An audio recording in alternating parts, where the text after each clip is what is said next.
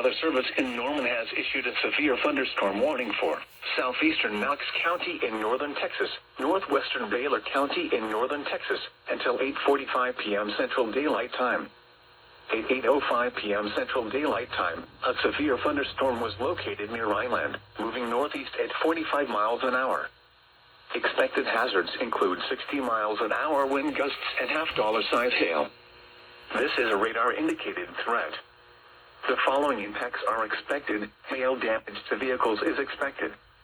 Expect wind damage to roofs, siding, and trees.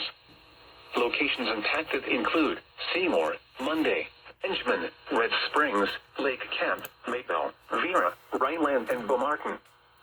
For your protection, move to an interior room on the lowest floor of a building.